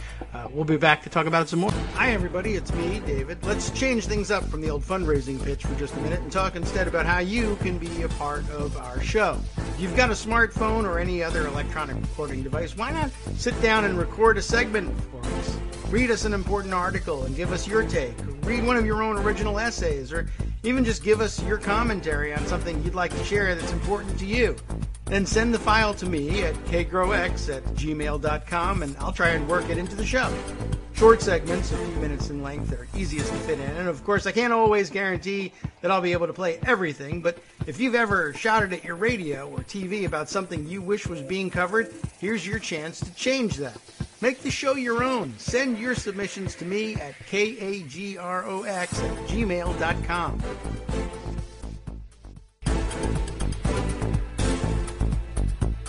Okay, welcome back now to the Kagro in the Morning Show here on Roots Radio. Armando's still with us. We spent all that time on the House brief. Trump has filed an answer. We haven't discussed any of that yet. If you're done with the House brief, I think most of the material is familiar to everybody. We've talked it through. It's well presented. I do think, for the reasons we were discussing at the end, some evidentiary development is the right way to go. I'm not going to repeat all that argument again. Or if you're bored, if you really want to see it again, you can just read my Twitter feed, which is all I say. We'll be talking about it again. You just got to repeat this and drive it home in order to get somebody like a Sheldon Whitehouse on board. That's what it takes. Saying it enough times that it reaches him. Yeah, I mean, at some point that's true. We don't have to do it here, but anyway, as you know, the article of impeachment is one. It's incitement to insurrection, and just by the Senate rules, they issued a summons to Trump and told him he had to answer by yesterday at noon. I don't think they actually did it at noon. I think they were a few minutes late. But we're not going to get a motion for a default on it and find it that he's convicted now. But that's lawyer stuff. If you don't answer a complaint, in theory, you're liable to a default judgment. But anyway, the responses are kind of interesting because they sort of create their own piecemeal, what they would call allegations, averments that require a denial or admit or some kind of comment. And if you look at it, you'll see the first one is just saying that the Constitution provides the House the sole power of impeachment, et cetera, right? Mm-hmm. And they admit in part, denied in part is not relevant to any matter properly before the Senate. I've never seen that as a response, but it's fine. Denied in part, I would say and further state that it's not relevant, but whatever you want. So anyway, they agree there that the House had the power to impeach, but since the quoted provision, which is the quote on the House's power, is denied that the quoted provision currently applies to the 45th President of the United States since he is no longer, quote, president, unquote, in quotes, kind of interesting. Anyway, that's literally irrelevant what they just said because the House didn't impeach today. It impeached when he was still President of the United States. That's true. So it's kind of weird. The constitutional provision requires that a person actually hold office to be impeached. Well, he did. Okay. Since he's no longer president, the clause shall be removed from office is impossible for the Senate to accomplish. Well, yes, that is true. They can no longer remove him from office. So that's what they say. And the current proceeding before the Senate is void ab initio as a legal nullity. Someone pointed out, void ab initio means a legal nullity, but that's okay. We get it. We got it in Latin and in initio, I guess. Yeah, English. From the start. I guess. Right. Is that probably what it means? Yeah. Runs patently contrary to the plain language of the Constitution. First of all, that's just, as you know, we've had these arguments. It's not what it says. No, the thing that they're citing is called, is from Article 2, Section 4. It says, upon conviction, the following people shall be removed from office upon conviction. I mean, that's a mandatory sentence. Yeah. Of course, the Article 1, Section 3 section of the says that he could be removed and disqualified. Right. Removed, comma, and disqualified. It will go no further than that. Mm-hmm. So, okay, he can't be removed anymore, but he can still be disqualified. So yeah. I'd say the plain text reading is the opposite. But, yeah, that's what I told Ludwig, too. Well, it says right here that it can't go beyond this. Well, luckily for you, it's not. So what's your problem? I mean, is there something that we're talking about that's beyond removal from office and barring future service? I don't find it. Do you see it somewhere? Tell me what it is and we'll get rid of it.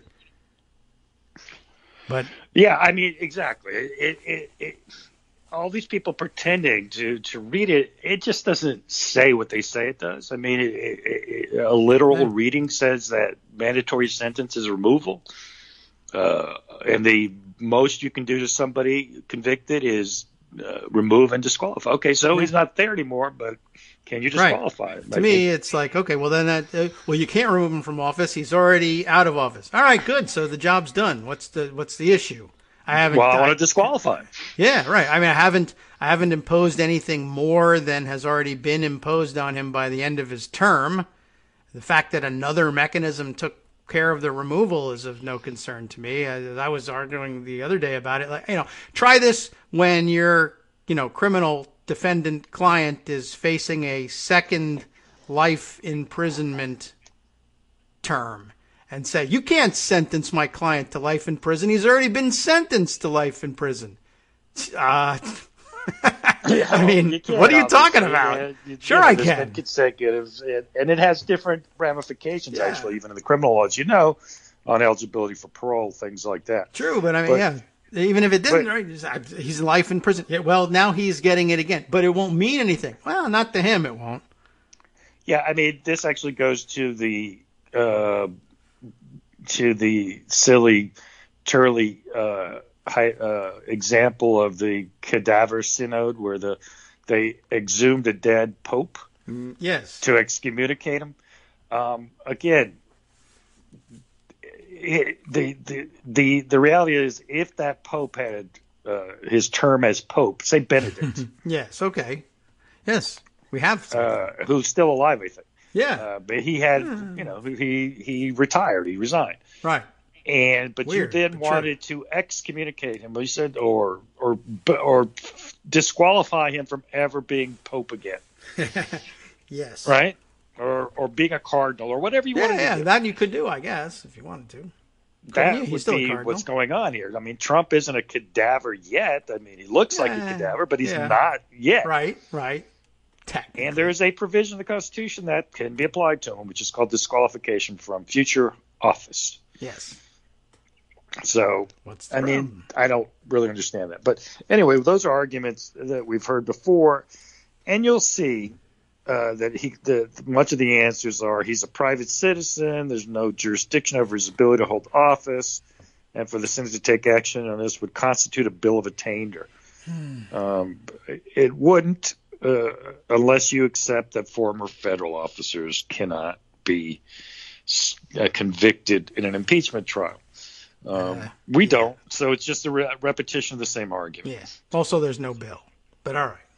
Right. Well, there's no bill, but I mean, I see the argument if you accept the first premise. All right. Sure, I guess so. And three, they love splitting hairs, so I'll do it too. Right. I mean, it's just an old argument. I think we've beaten it to death, and I think the better argument is pretty clear.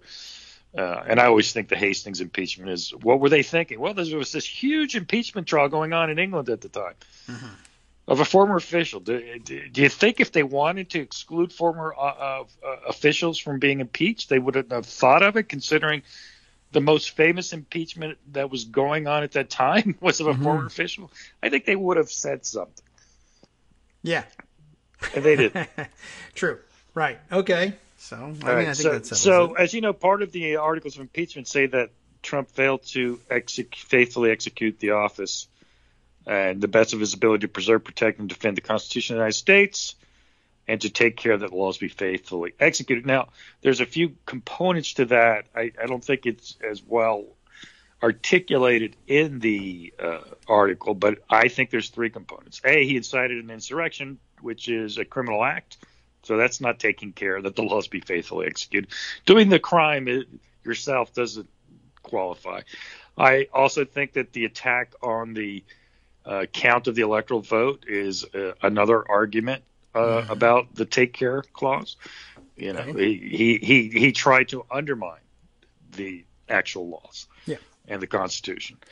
And then, of course, there's the third part where he basically, depending on what the facts develop, that he basically did nothing to stop the riot. In fact, we believe that he interfered in the deployment of the National Guard.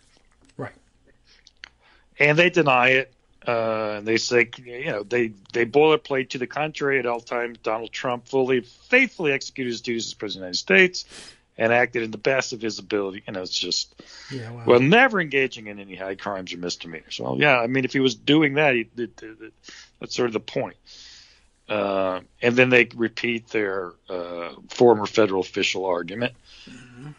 And then they take on 4, which is that the inciting an insurrection part of it.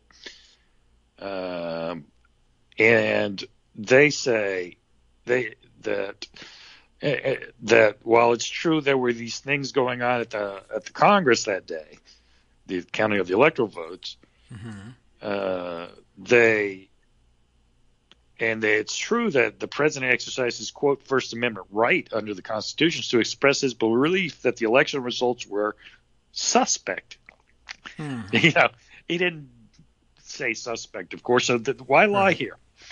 I don't know. It's an interesting thing because now you can really go to town here. And this is one of the points that I think leaves vulnerability. This answer, and I'm very curious how they brief it.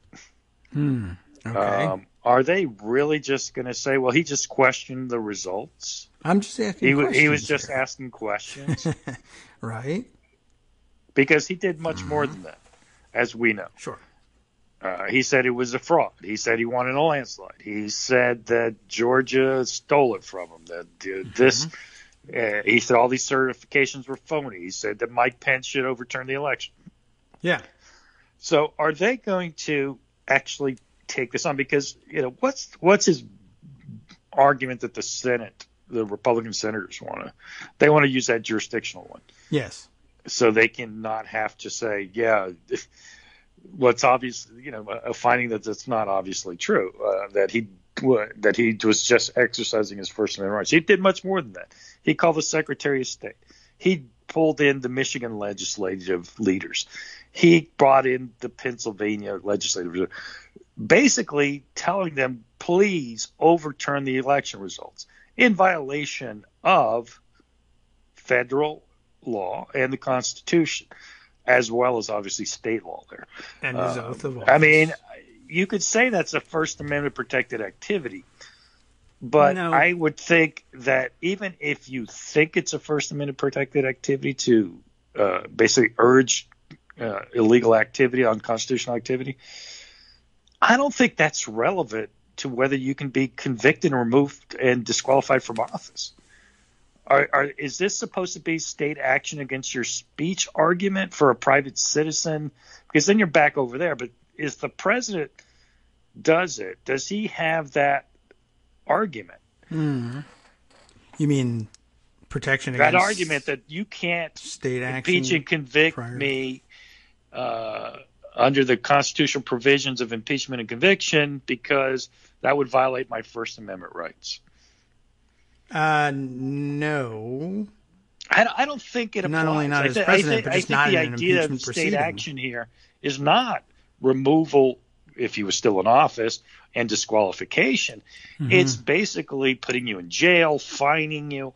You have no civil right to be president or to hold public federal office. Right. Yeah. No. It's a different question in a criminal case, but not this one. And like as we pointed out before. No double jeopardy protections here, but it's not directly applicable, but it's for the same reasons. The same reason that there's no double jeopardy protection here. There's no, I don't think, serious protection for, claimed First Amendment speech either. That's a protection as against loss of life, liberty, and property without due process. Well, no life, liberty, or property is at stake here.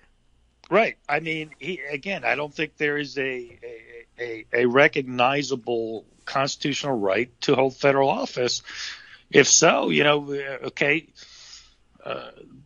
someone's depriving me of mine because they're not electing me. It just, to me, doesn't make much sense in this context. But more than that, the real First Amendment question ends up being the incitement stuff, which is Brandenburg and clear and imminent and all that. And again, I don't know where that goes in this trial. It could be that that's what the Republicans hang their hat on, but I think they don't like that one. I think they prefer the jurisdictional former federal official argument. Anyway, but watch what they write about his suspicions. This is quoting from his answer. Since with very few exceptions, under the convenient guise of COVID-19 pandemic, quote, safeguards, unquote, state election laws, there's a typo, and procedures were changed. Right. By local politicians. Local politicians. Well, how dare they?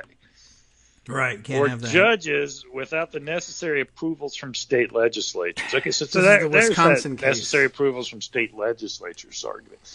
Again, it just reminds me of Josh Hawley's Pennsylvania argument, which was the law that was passed by the Pennsylvania state legislature, Act 77, which was the focus of that argument. That was a state legislature's act. I mean, what are they talking about there? Either the state legislature can do whatever it wants or it can't. Yeah. It's like we talked about earlier in December, the dismissal of the Wisconsin cases based on the same thing. Yeah, exactly. The legislature, the manner of conducting the election is decided, it's done, and now the brass tacks are either decided by the legislature has the right to do that, or they can delegate the responsibility elsewhere. And they have. So, what's your problem? Right. So here's how they finish this section off. Insufficient evidence exists upon which a reasonable jurist could conclude the 45th president's statements were accurate or not. And he therefore denies they were false. Sure. Okay. No. I mean, I'm just telling you, they're putting that right in play. All right. Well, I thought that was rather amazing. I mean, what he struck me that it just comes down to saying, well, the old adage of people say you can't prove a negative. You can't prove that I don't know. This is that I did say these things, or that the things I said were right. Well, look clear, at the next section. They take the allegation that shortly before the joint session commenced, Trump addressed the crowd. And he reiterated false claims that, quote, we won this election and we won it by a landslide. Mm-hmm. Well, they admitted in part and denied in part. It's admitted that he addressed the crowd, as is his right under the First Amendment, and expressed his opinion that the election results were suspect, as is contained in the full recording of the speech. Right. Even that, as you pointed out earlier, that's a mischaracterization of what he said. I agree. But even then, they said to the extent it alleges his opinion is factually in error. Well, yes. When you say it's false, that's what it alleges. Right. He denies the allegation it's false. So he's saying His lawyers are saying that he did win the election and he won in a landslide. Yeah, well, he does say that, and it is interesting that, as somebody pointed out earlier, Mike Musson, who's listening to the show, tweeting out, the Senate Republicans say, hey, you can't remove a former president. And Trump says, aha, oh yeah, well, I'm not a former president. I won. And the Senate Republicans are now like, oh yeah, crickets for that. Yeah. Right. Okay. I mean, your pleading is that you won, and we're going to validate that with an acquittal. Are you kidding? Okay. So he comes to the next part. He denies that Trump incited the insurrection and, says a lot of things. But the thing I would point out to you here, which I think is amazing, it is denied the president intended to interfere with the counting of electoral votes. No. That was his whole point. Yeah. That Why was January what the 6th? rally was about. That was the steal that he wanted to stop. Yes. Well, yes. At least on that day. Why call a rally for January 6th? Why tell Mike Pence you could do it for us, Mike? Yeah. Why summon him to the White House on the 4th or 5th and say you can do it? People have read this more expansively and said, well, look what he tried to do in Georgia and Arizona. And I've actually just focused on the count part of this. How can you – because they actually say interfere with the counting of electoral votes. That's exactly what he tried to do. Then he called Tommy Tuberville and had his lawyer call, and they accidentally called Mike Lee and said – delay it, stop the count. Right. How can they possibly deny this? I don't know. It would be interesting to hear from Mike Lee, or I wonder, I don't know whether you never get an honest answer out of him, but I'm curious, like if Tommy Tuberville, if that call had been properly directed, would he have said anything? Yeah, I got this message from the president, and he said I should do this. Or would he have admitted to it? I don't know if that's important or not. I'm just kind of curious. How serendipitous is it that he called the wrong number? Maybe it was destined. We wouldn't know about it. Tommy Tuberville wasn't going to tell anybody. I guess not, and that's an interesting question. Now that there are Republicans saying that there are Democrats who should be disqualified from serving on the impeachment jury because they've, prejudged things or whatever, as though they hadn't. But yeah, I might ask questions about that and say, well, key evidence here that comes in because it's on the wrong voicemail, and I'm glad that we have it, and I don't know exactly what Mike Lee did to bring that to light, but it might be interesting to know before we start on this, Senator Tuberville. Would you have covered this up? Yeah. I'd just like to ask. I think he's a witness because actually we'd like to know what Trump said to him. Yeah, I guess he would have to be, or at least Mike Lee would have to be, at least just to verify. Well, I got this message. Authenticate the statements. I don't know if he kept the recording. He should have preserved that evidence, frankly, of Rudy's call. That would be really. I think he did. To be honest with you, I feel pretty confident. I think a reporter heard it as well. Yeah, wouldn't that be something if he didn't? Right. Now, there's one last little point here, and I know we're running out of time, that I want to make, which he says that he talks about the Electoral Count Act and what the Congress is supposed to do, and are they, the ability to object. And by the way, there is a problem in the Electoral Count Act, Section 15. I've been talking about it forever, to the point of boring everybody with that until I started boring people with impeachment. But there is one thing that he cannot argue is based on the Electoral Count Act or the Constitution. Mm-hmm. And that is why Mike Pence should be a real focus here. There's no way in hell anyone could credibly argue Mike Pence had any power to reject certified results from states. That's not a conceivable argument. I know stupid John Eastman and Rudy Giuliani were telling people that, but there's not a credible. It is beyond frivolous. It is, in fact, to me, the smoking gun of all that he would. Again, as I said to you earlier, forget about the insurrection. Just what he was doing with Mike Pence is a high crime and misdemeanor. Yeah, I got you. Right. So the fact that that's what triggered the insurrection, that Mike Pence would refuse this unconstitutional order, the failure to take care that the laws be faithfully executed, is really one of the centerpieces there. Now, and it's there in the briefs, right? But I wouldn't get bogged down so much on, well, the certifications, the objections. It's one of the things I say about Hawley. You can't expel him, in my opinion, by exercising a right that you granted him. You guys wrote a bad law. Amend that. Hawley should be censured. He should be called a jerk, but I don't think you can expel him. On the other hand, you can disqualify Donald Trump for telling Mike Pence to overturn unlawfully, unconstitutionally, the results of the election. That is a high crime and misdemeanor all of itself. And we wouldn't have had this impeachment if he had just done that. I know the insurrection is why it happened, but there was just simply an independent basis for impeaching and disqualifying him from office for all the things he was saying Mike Pence should do. Yeah, I think, I get your point. I think that's true. It would have been unwise to limit it, perhaps, just that, not another narrow impeachment. I'm just saying, but yes, you're right. Of everything.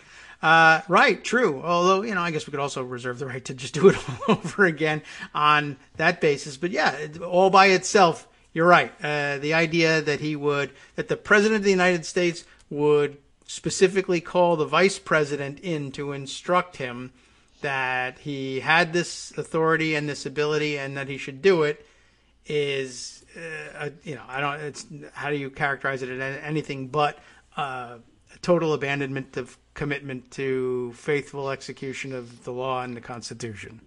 It was a complete and open, blatant. I mean, it wasn't like he was sneaking around and saying, "Hey, Mike." Right. I know they had private conversations, but then there was but that just supplemented the public campaign. Yeah. And at the very rally, he says, "If Mike comes through for us, but I need you to go fight. Right. I need you to go fight. I need you to go scare him and make him think you're going to hang him if he doesn't do it." And, also, by the way, from the timeline of the day's events, there's established that a fairly significant contingent of the people at the rally or who were, and some who were already at the Capitol, there was a very important, they made the very important announcement that the thing that they were there to stop was going to start at 1:00, and people who needed to make their way to the Capitol in time to try and fight their way in and stop it needed to leave. And you can very clearly see lots of people leaving the speech early. I know that's one of the supposed defenses among the rank and file, as Republicans say. How could he have incited it if the Capitol outer perimeter had already been breached while he was still talking? As though, you couldn't earlier in the speech say, "Now go do this thing." And those of you who remain, for whatever reason, can listen to me bore you about how I won the election 100 times. I would even go further. I think the incitement includes the urging of the unconstitutional act by Pence, yes, the creation of the expectation that he would do it. Yes, and that you need to be there to back him up or pressure him to do it if he says he won't, which, by the way, he says he won't. That's what the thing is. If you just focus on the January 6th speech, you missed, I think, again, to me, the straight arrow argument. Why did all this happen on January 6th? Because Donald Trump was pressuring Mike Pence to overturn the results of the election. Yes. Unconstitutionally and unlawfully. Right. So, yeah. And the insurrection and the violence happens because Mike Pence does not, and the crowd finds out. Right. And so, good suggestion that there ought to be in the table of contents B1 in between President Trump encourages and Vice President Pence refuses. Should be President Trump insists that Pence do this illegal and unconstitutional thing. Then he refuses to. Gotcha. That's how I would do it. Then the insurrection is incited. Okay. Well, now I think that brings it full circle, and just in time for the end of the show, too. Yes. We got room for it all week. There's, legislative work happening. Yes, we'll cover that, of course.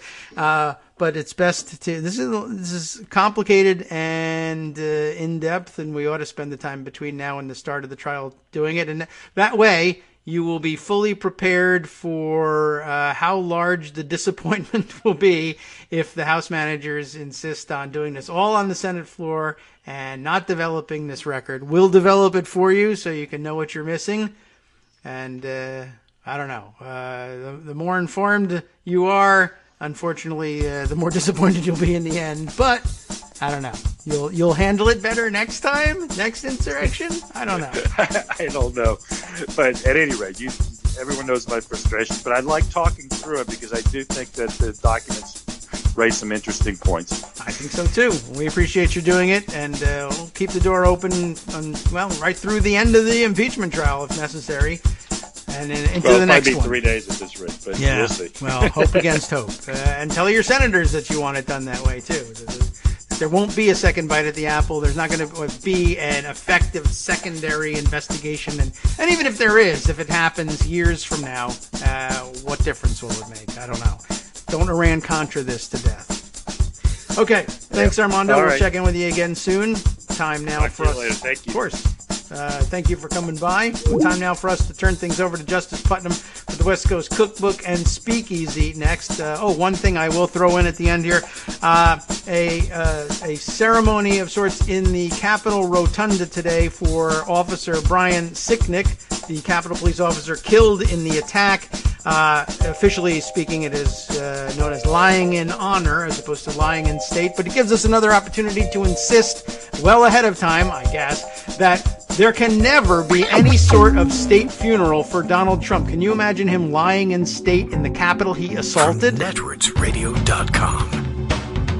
You have been listening to Kagro in the morning with David Waldman. Well, you better not be imagining it, and certainly not having him lie in state where Officer Sicknick lay in honor earlier today. Think about that. And get ready for it before the day comes. Now, think about getting ready, though, for the West Coast Cookbook and Speakeasy next with Justice Putnam hitting on all the stories that we haven't had time for today.